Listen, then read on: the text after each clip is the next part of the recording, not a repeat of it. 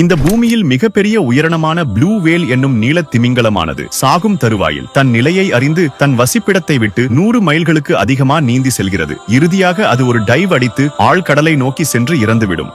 இதற்கு வேல் ஃபால் என்று பெயர். பின்னர் இறந்த திமிங்கலத்தின் இரத்த வாடையை நுகர்ந்து சுறா மீன்கள் வந்து அந்த மீனை பல நாட்கள் சாப்பிடும். பின்னர் சிறு சிறு மீன்கள் அதனை பல நாட்கள் உண்ணும். இது கடல் உயிரினங்களுக்கு மிகப்பெரிய உணவு தேவையை பூர்த்தி செய்யும். பின்பு சில நாட்கள் கழித்து மீதமுள்ள உறுப்புகள் மீது புழுக்கள் மொய்க்க ஆரம்பிக்கும். எலும்புகளில் பாக்டீரியாக்கள் வருவதன் மூலம் சில அசிடிக் ரியாக்ஷன்ஸ் அதன் எலும்புகளில் நடந்து காலப்போக்கில் அதனை சுற்றி கடல் செடிகள் வளர்கின்றன. இந்த நிகழ்வானது 100 ஆண்டுகளுக்கு மேலாக நடக்கிறது.